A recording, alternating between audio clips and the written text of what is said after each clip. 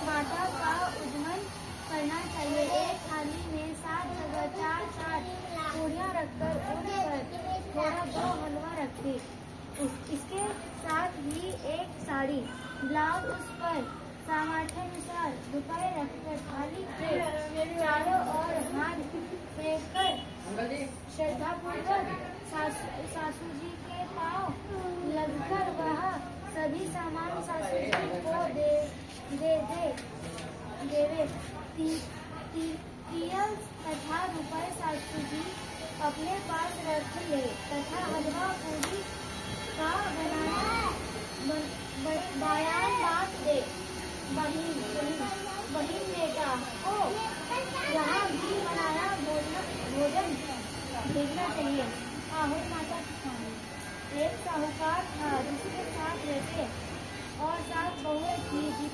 दिवाली से पहले कार्तिक बड़ी अष्टमी को 7 बहुओं अपनी इकलौती ननद के साथ जंगल में जाकर खदान में मिट्टी खोद रही थी। वहाँ पर स्याहू की मांग थी। मिट्टी खोदते समय ननद के हाथ से स्याहू का बच्चा मर गया।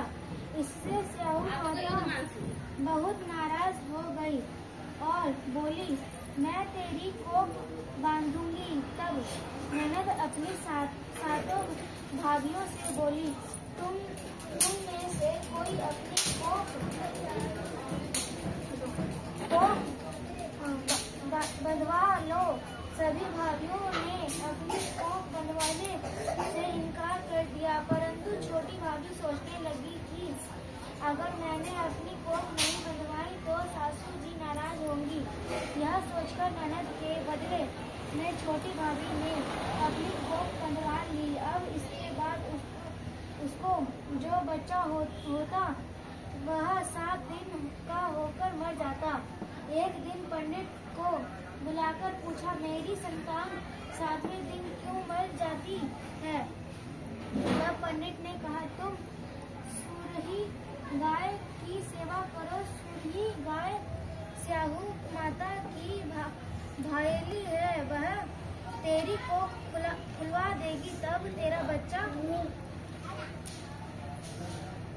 जिएगा। अब वह बहुत जल्दी उठकर चुपचाप सुरही गाय के नीचे साफ सफाई कर आती। सुरही गाय ने सोचा, रोज उठकर कौन मेरी सेवा कर रहा है, सो आज देखूंगी। गौ माता खूब सवेरे उठी। क्या देखती है कि साहूकार के बेटे की बहू उसके नीचे साफ सफाई कर रही है। गौ माता उससे बोली, क्या मांगती है?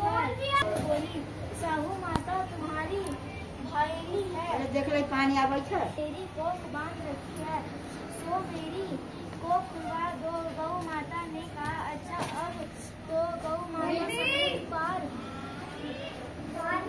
साहूकार की बहू को अपनी भायली के पास लेकर चली। रास्ते में कड़ी धूप थी, सो दोनों एक पेड़ के नीचे बैठ गई। थोड़ी देर में एक सांप आया।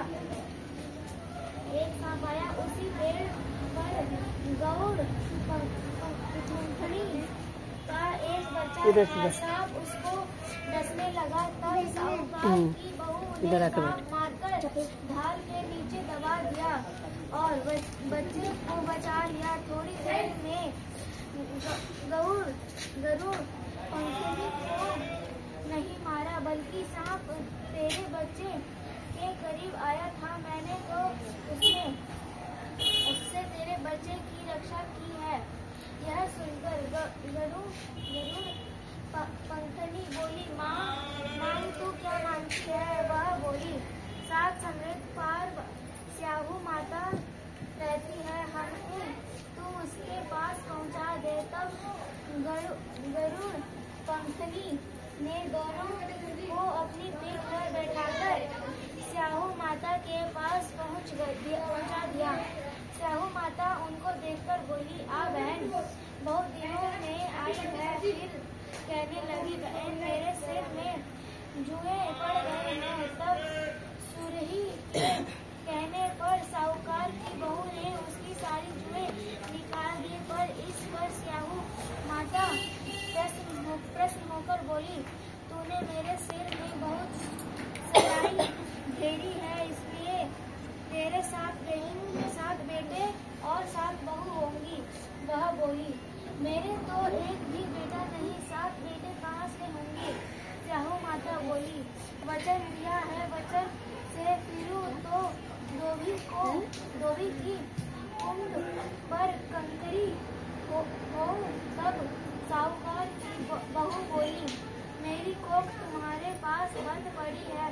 यह सुन स्याहू माता बोली, तूने मुझे दिया था, जा तेरे घर पर तुझे 7 बहू मिलेंगी, तो तू जाकर उजमन करियो, 7 आरोही बनकर 7 कढ़ाई करियो।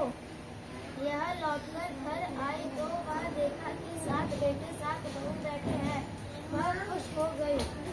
उसने 7 आरोही बनाई और 7 उजमन किए और 7 कढ़ाई करी। शाम के समय जेठानियाँ आपस में कहने लगी कि जल्दी जल्दी गोप पूजा कर लो, कहीं छोटी बच्चों को याद करके ना रोने लगे। थोड़ी देर में उन्होंने अपने बच्चे से कहा, अपनी चाची के घर जाकर देख आओ कि आज वह अभी तक रोई क्यों नहीं। बच्चों ने आकर कहा, चाची तो कुछ मान रही है, खूब उजमन हो रहा है। यह सुनते ही जेठानियाँ दौड़ी वहाँ आई और आकर कहने लगी कि तूने कोख कैसे खुलवाई। वह बोली, तुमने तो कोख बनवाई नहीं, तो मैंने कोख बनवा ली थी। अब स्याहू माता ने कृपा करके मेरी कोख खोल दी है।